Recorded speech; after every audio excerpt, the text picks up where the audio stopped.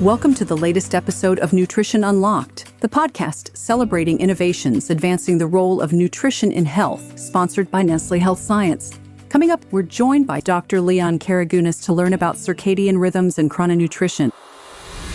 Health is an accumulation of lifestyle behaviors across your life course, and the ability that our body has to adapt to changes is reduced with time as we age. Eat breakfast like a king, lunch like a prince, and dinner like a pauper. There is a lot of truth to that. We can cope with the lack of sleep. We will not thrive with the lack of sleep. Our host is Dr. Krys Araujo Torres, Head of Medical Affairs for Nestlé Health Science in the U.S. Stay tuned. Welcome back to Nutrition Unlocked. I'm Krys Araujo Torres. Today we have a very interesting and relevant topic and guest. We'll be talking to Professor Leonidas Karagounis about chrononutrition. Professor Karagounis is an expert in nutrition, integrative physiology, and metabolic health. He currently serves as Professor of Research, Translation, and Enterprise at the Australian Catholic University. He has extensive experience in both academia and industry. And full disclosure, I know Leon from his days at Nestlé Research. His research focuses on chrononutrition, aging, and physical activity, making him a leading voice in the field of circadian rhythms and health. Welcome, Leon. Thank you, Krys. Nice to see you. Same here. Let's talk about chrononutrition. I am super interested in this topic. This is not my field. I know a little bit about circadian rhythms, but can you explain to our audience what a circadian rhythm is and how it differs from chrononutrition? Why is it an important thing to consider for overall health? Chrononutrition is the timing of eating around your circadian rhythm. And the circadian rhythm is the internal clock our system has, and it helps control our physiological processes. So this is actually just briefly regulated by what we call the suprachiasmatic nucleus in the brain. And I just basically describe that as the conductor of an orchestra. So the circadian rhythm is all the players in the orchestra, and we have those players in all our cells.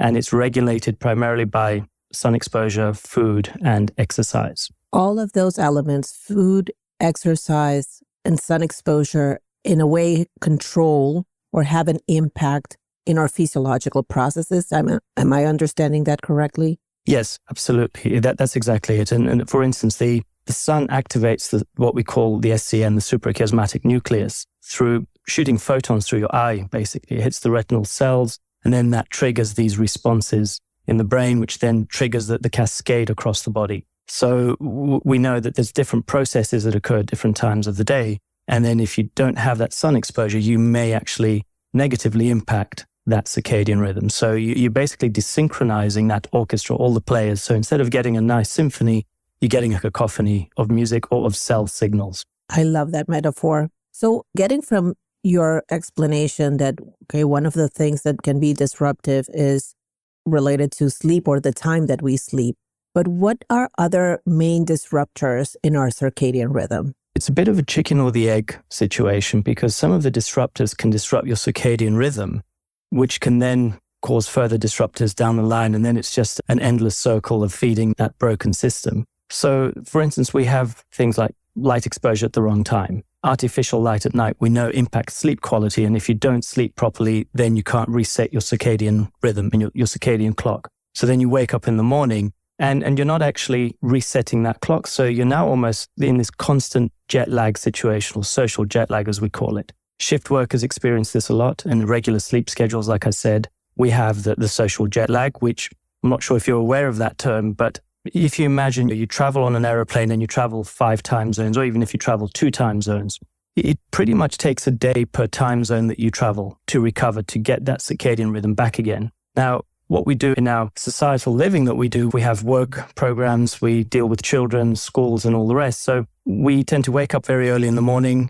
I've seen a lot of training programs now for children are going on until 10 o'clock at night. So parents are working throughout the day. And then that sleep deprivation they end up trying to sleep it off over the weekend, or people go out Friday night, Saturday night, spend a very long night out. But in actual fact, what you're doing is you're jet lagging yourself by the amount of hours you're going beyond your typical rhythm. And that's what we call the social jet lag system. So you can imagine that can impact your health in terms of shifting the circadian rhythmicity, but you can sense it very easily and quickly in the time it takes you to recover from late nights. So then you come back to Monday morning, wake up early again, and then you just perpetuating that cycle. There where people travel, for instance, they'll travel several times a year or once every so often. Right. With social jet lag, it's compounding and it's happening continuously. I also feel that as I've grown in age, I have less ability to recover from any sleep disruption or traveling even. So I guess everything is a little bit connected or a lot connected. Very much so. The way I like to look at health, and this is a question which always comes, is it good for our health? And how does our health impact these behaviors, our ability to adapt to more stress or to fatigue or to exercise or to lack of sleep? Health is an accumulation of lifestyle behaviors across your life course. And plasticity we have, in other words, the ability that our body has to adapt to changes and insults, is reduced with time as we age. We don't have that capacity to deal with those perturbations in the system anymore. The other thing is that accumulation of lifestyle behavior. So if you have a lifestyle of late nights, eventually those will catch up with you. So your ability to adapt, for instance, may be just a case of everything is catching up. As different stages of our lives, we go through these things. And that is where we have that inability then to cope with all these stresses. And the more you do it, some people think, oh, the more I travel, the more I get used to it. This is true, but then it's having a breakdown in the system somewhere else. And you mentioned consequences in terms of overall health. Which are some of those consequences? Yeah, so we have to be careful with scientific work, scientific literature. We have what we call cause and effect, so interventions where we change something in the trial and then we see what impact that has. But typically those studies are performed in very small population numbers, so 20, 30, 50, 100 people even. Then you have the observational studies. Now, observational studies can be performed in hundreds of people, thousands of people in fact. And there are some studies that have shown that shift workers, these are observational longitudinal studies as we call them, there's an observation that people who work night shifts tend to have higher incidence of cancers, certain cancers. Now, a lot of that work has been attributed back to the circadian rhythm. It's looking how this constant disruption of the rhythm can cause perturbations in the system, so your genes aren't responding as they should.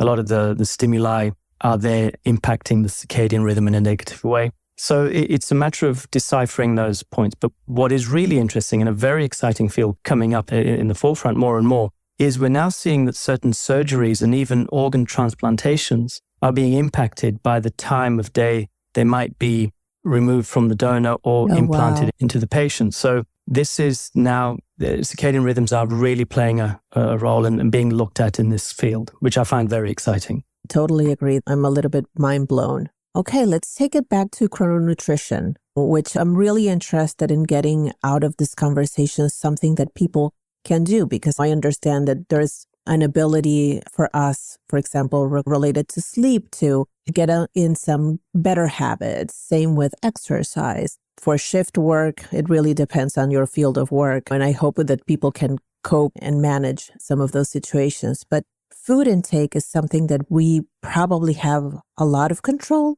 So I'm really interested in the field of chrononutrition and what can we do well.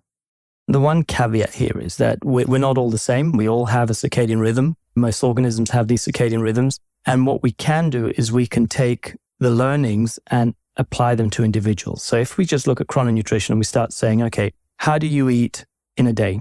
And we have that whole 24-hour window. There are certain givens. We know now, and the research is evolving quite a bit. We've done research from children through to adults showing how, depending on what you have for breakfast, for instance, it can impact certain mechanisms in your system. So we know that during the nighttime, it's a repair process that takes place. We've performed research where we've taken muscle samples every 4 hours for a 24-hour duration. And when you look at all the gene expression, these are the regulators in the muscle, for instance, that make things happen. You have repair processes, the immune responses that occur in the muscle. That doesn't happen in a consistent 24-hour process.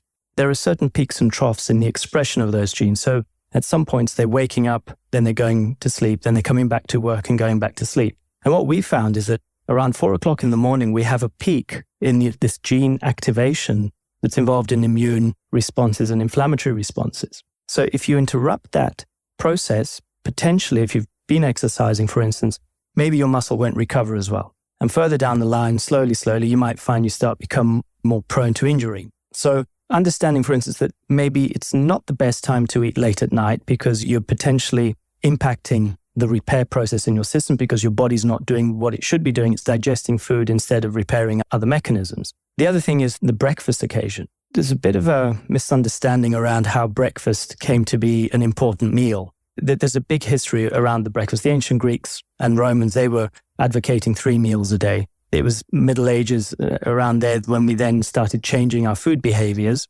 But we know from research we've done in children that if they don't eat breakfast and they don't have a certain amount of protein for breakfast, then their lean tissue, so that's the non-fat mass, is not being replenished as it should be. Whereas if they do have the protein, small amounts of protein, 7 grams or so, just an egg, then you start getting this recovery in the losses that they've made overnight. You mentioned research in children. We talked a little bit about adults. Does chrononutrition affect us the same at every age, or does it have larger effects at different age stages? That's a very good question. I don't have a clear answer for that. What we do know is that chronotypes, and this is the type of individual you are, and this is a lot of the time genetically predisposed to that. So you can be what we call a night owl or a morning lark. So that in itself can then start dictating what kind of eating patterns you may have to benefit your well-being and what exercising patterns. Now, we know that there's a certain amount of sleep. We need 8 hours is, give or take, the optimal. Eating late at night doesn't seem to be good for anyone. So we know that how you distribute your food through the day can impact whether you put on weight or not. So I think there was one beautiful study out of Harvard recently showed that distributing and having a late meal in the same individuals that had an earlier meal, so just eating up until bedtime, these individuals put on more weight for eating the same amount of food. So we do know that how you eat and how late in the night you eat before you go to bed can impact everyone's pretty much well-being in terms of storing more fat than you would do if you ate earlier on. And when we say late, those research at what time was late versus earlier? It depends how close is it to your bedtime, to your habitual bedtime. We know that 7, 8 o'clock, certain genes, you have your melatonin. If the sun is going down, your melatonin secretion increases. And that is the signal. And like I said before, right at the beginning, when we look at circadian rhythms and the sunlight, once the sunlight drops and we don't have the natural light, that's where the body signals itself to start shutting down and activating these other processes that occur during downtime, as we call it. So if you end up eating very close to that window, you start confusing the system in a very simple way. That's one way of explaining it. And this is then how the whole process of, or the idea of the intermittent fasting or the time-restricted eating comes in. It's how much downtime do you give your system in order for it to have a downtime, to repair its processes, and so it doesn't work continuously throughout this circadian rhythm.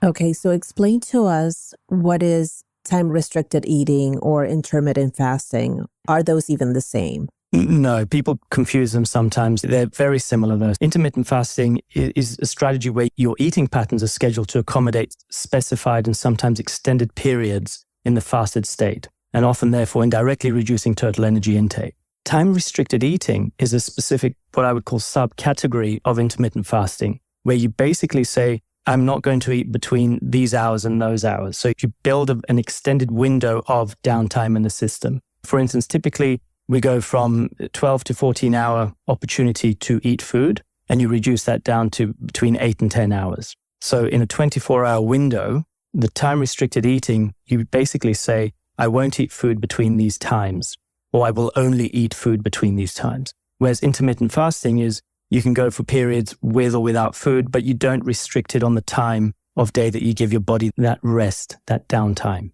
Understood. You say, okay, I'm going to eat 8 hours. Does it need to be every day the same 8 hours? So yes, what we tend to do with the time-restricted eating, you say, I will eat between midday and 4 o'clock or 6 o'clock in the afternoon stroke evening. The good thing is to get that regularity to your meal pattern. The lack of regularity is what causes a lot of disturbances to the circadian rhythm in your system. Now, strictly speaking, intermittent fasting and time-restricted eating are not circadian rhythm driven. There is research coming out all the time, seeing how this marries, how the two concepts as to the circadian rhythm and the chrononutrition fit together. Intermittent fasting, time-restricted eating, although you're eating to specific times, we don't know truly if the benefits are circadian driven or not. Or is it just a case of you're giving your vital organs the time to some downtime?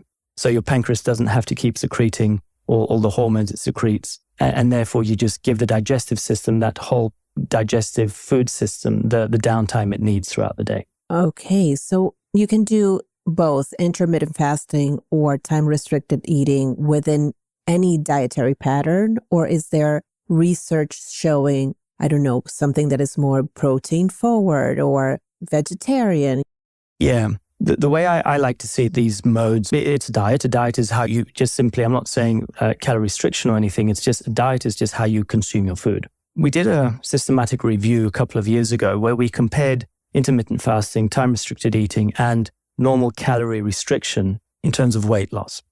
And what our research showed is that they're all as equally beneficial as each other. This is a tool, and not everyone knows how to use the same tool, and the right tool is not the right tool for everyone. Choose the tool that suits you, and if you're trying to lose weight, they tend to all work pretty much the same. There are some changes that we've started observing now when you start looking at glucose handling, so type 2 diabetes, insulin resistance. And we do know that time-restricted eating does seem to have some beneficial effects on those endpoints, so managing your blood glucose. And we believe from the research that we've done, it does impact the circadian rhythm, but it's also giving your body that downtime, that switch-off time. Who can people work with to understand what is the best pattern that serves them? What I'm getting out of this conversation is, for example, for children, breakfast is very important. As we grow in adulthood and we grow older, we start having all these metabolic issues appear.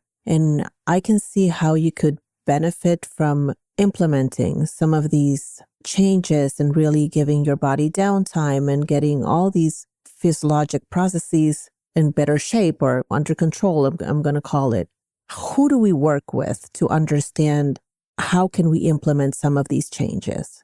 There are a lot of nutritionists, dietitians out there now paying a lot of attention to this. What we have to be careful is that one size does not fit all. So you can't turn around and say, yes, of course we all have a circadian rhythm, but you have genetic factors that impact how you wake up in the morning, how you go to bed at night. I know people who get up at 4:30 in the morning and go for a long bike ride before work, before they have anything to eat. Not everyone can do that. What we need to do is we need to find what suits us. Now, there's the old adage that says, eat breakfast like a king, lunch like a prince, and dinner like a pauper. There is a lot of truth to that. The problem is that we have to see how we can fit that in our social life, in the social interactions we have with people, with our working obligations. So what we don't want to be doing is putting pressure on people to feel that they have to adhere to these principles. But little changes can then have big impact down the line. So people can reach out to dietitians, like I said. Some doctors, some general practitioners, physicians are getting on board with this whole principle of circadian rhythm and timed eating, the chrononutrition concept. But there are a lot of myths out there. People say many different things, so be careful what you read. But I think a dietitian would be the first step. That sounds wonderful. I'm getting from our conversation, this is really an opportunity to use some of these tools, but in a very personalized ways. And it has to do not only with the work that you do, your family, your overall lifestyle. So really have to make it work. And working with someone like a nutritionist really could be of help.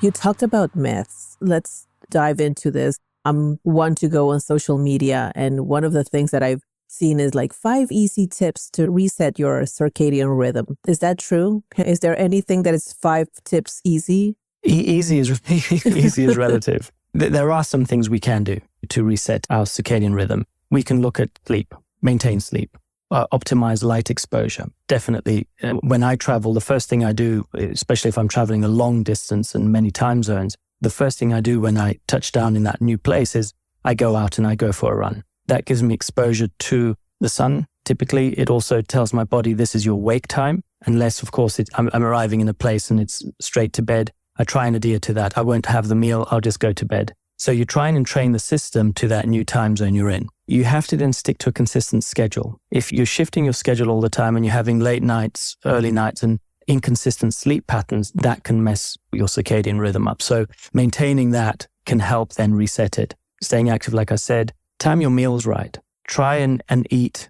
Again, it's the regularity that our system likes. And that's what the circadian rhythm does. It really preempts us for what's coming. Now, it doesn't mean if you don't adhere to the rhythm that you will become unhealthy. It's that long-term effect of misalignment that we know now is causing these issues. Once or twice or here and there, it's not a deal breaker. We've adapted. We work very well as human beings. And then the other thing is this creating sleep environment. That's a very important one. A lot of people say they can't get to sleep. There are certain temperatures that we sleep very well at. For instance, between 16 and 19 degrees Celsius. That's an optimal environment for sleeping. And in fact, we know that in the morning when your body temperature rises, we wake up. That's how our body signals us to wake up. So getting the sleep. But if we stress about all these things too much, that can then cause problems on the sleep, and therefore your circadian rhythm misaligns again. So let's not stress about it. It's not a make or break. People do have the behaviors. We do what we can, and we can reset our circadian clock. Do our circadian rhythms stay the same over time? The circadian rhythms tend to stay the same over time, but the chronotype can change slightly with age. So we know infants, they don't actually truly have a chronotype at that age. Then as the children grow up, they start becoming the morning larks. They wake up early. Through adolescence, we then shift. Normally, we typically shift to a late night owl, as we call it, a late chronotype. But then typically around the age of 50, we start getting more of that morning chronotype. We tend to wake up earlier. We see that we require less sleep as such. Our body doesn't sleep as much. Those are the observations, again, from the observational research out there. And is it true that our bodies get used to a lack of sleep? We can cope with the lack of sleep. We will not thrive with the lack of sleep. We definitely need the sleep. And people say, well, I can manage Monday to Friday and then I'll catch up over the weekend on my sleep. It's the quality, not the quantity of the sleep. That is what we're after. And the regularity. Exactly. Okay. Exactly. And when you get that regularity, you start getting the quality of sleep coming through. But that's one of the myths. We can't get used to not having sleep. We can survive, but we won't thrive.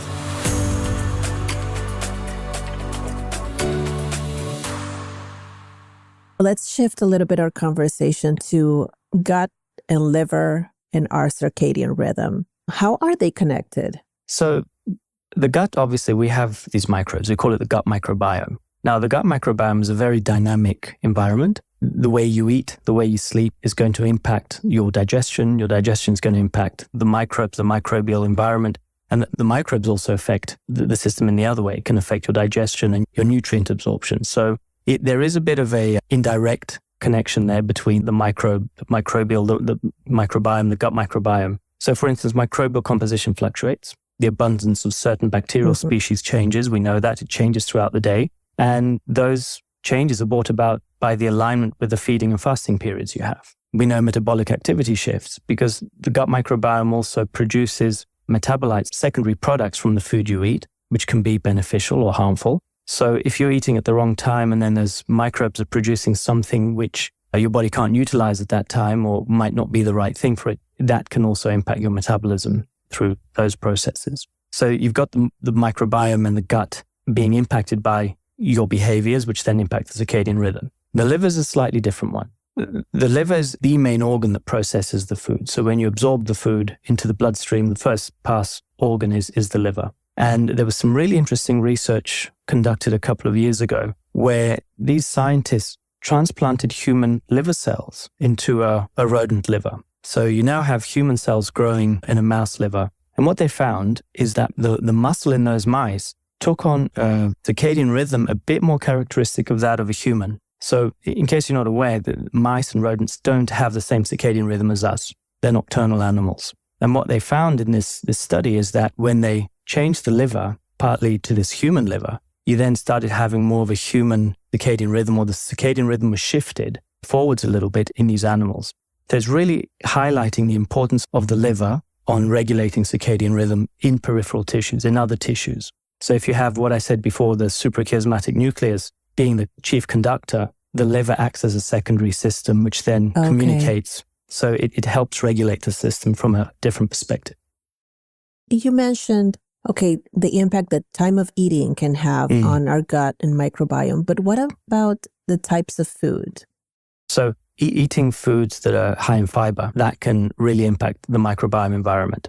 Now we're moving into gut microbiome and microbiome biology. But really, that's what we see. When you start having a lot of fibrous foods, you start getting a very rich gut microbiome, which can then, this is now affecting the secondary metabolites and then how these microbes communicate within the gut to then trigger different systems. Appetite can be impacted. You get these other chemicals that are produced by the microbes, which are then released into the system, and they can help with insulin resistance prevention and increase your metabolism overall. Of course, they can have negative impacts as well if you eat the wrong things. A lot of simple sugars, processed products, things like that, ultra processed. It just depends then on what macronutrients are being put into the system.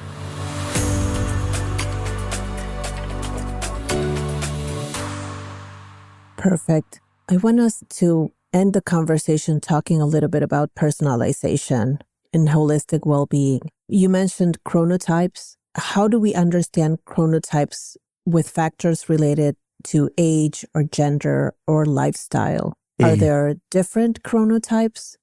You can assess your chronotype by what we call is the dim light melatonin onset. So you just see, you need to take a blood test or you take a urine sample and measure your melatonin in those. There are questionnaires like the Munich Chronotype questionnaire, which is more amenable, and you can do those assessments to find out what chronotype you are. Now, once you find your chronotype, you can take action and say, well, okay, I am therefore more of an evening person versus the morning person. But we have to understand that we are living in a society, and it's how we balance whatever societal obligations we have with these circadian rhythms. People feel a lot of pressure all the time to do that, but we can fix those things. We can say, okay, if I'm a late chronotype, maybe I can do my exercise in the evening, or I can do it in the morning. If I'm a morning chronotype, we find that if these individuals train in the evening and go and exercise in the evening, they actually misalign their circadian rhythm. So understanding your chronotype is quite an important factor in defining what kind of exercise program or when you should exercise, when the best time to exercise is, or when to eat and how to eat. So interesting. I don't think I had an appreciation of how you could really test your chronotype. I do think a lot of things because I understand my own biology and I understand how my body works and reacts to things. So I know that I need to exercise in the morning. That's the way that I operate, and I need to do it without any food intake. I just wake up and hit the gym. And then after that, I do the rest of my routine. And that really works for me and works for the way that I sleep. If I do it in the evening, it just kills my onset of sleep. Exactly. And to give you just a quick example of what you've just mentioned and the impact it can have, and that you're not the only one. There was a study performed in Europe. It was one of these observational studies. And they took questionnaires from 65,000 participants. What they found is that 1/3 were misaligned in their circadian rhythm by 2 hours or more. And about 70% of these participants were misaligned by at least 1 hour. So you can imagine now being constantly jet lagged. 70% of the population in this study from Europe, primarily around Central Europe, were misaligned, were jet lagged by 1 hour. So yes, exactly. It's unbelievable. Okay, so let's wrap it up. Which are the main practical tips that you would give general people of how to maintain a healthy circadian rhythm? I would say start with the sleep, get to bed at the same time. I try to get to bed, depending, of course, on workload and everything else, but 10 o'clock to 11, that's really my cutoff point, 11 o'clock. I don't go to bed past that. So getting the right amount of sleep, getting that routine in your sleep will start getting the pattern and the quality of sleep you need. Not eating too close to bedtime is very important. You give yourself 2-3 hours, 3 hours ideally, with no food in you before you go to bed. Stay away from blue screens. The next thing is wake up in the morning and get that routine. Is your routine having breakfast and exercising, having breakfast? But get that routine of getting the food and the sun exposure. Then see if you can go till lunchtime without food. I tend to skip lunch. That works for me. I exercise in the afternoon. I'm not a morning person, really. So I get my afternoon exercise and then repeat. And then just get that routine, and whatever routine it is that fits you close to those time points and those requirements. That's what I would say. That's wonderful, Leon. Thank you very much. And I want to say to our listeners that I think we messed up our circadian rhythms today because Leon is in Australia, I am in the US. We managed all the time zones in this conversation. So I so much appreciate having you on this conversation. It was very informative. I think it's just a good reminder about the importance of meal timing, of sleep, and all those other factors that can really contribute to our health and to our well-being. And I want to continue to encourage all our listeners to prioritize health and prioritize, of course, their relationship with sleep and with nutrition. So Leon, thank you so much for being my guest today and for such an enlightening and research-based conversation. Thank you so much. Thank you, Krys. Always a pleasure. Thanks again to Dr. Karagounis for being my guest today and sharing all his knowledge on this new and exciting topic. I hope you've enjoyed this episode of Nutrition Unlocked. If you haven't already, please subscribe so you don't miss an episode. See you next time on Nutrition Unlocked.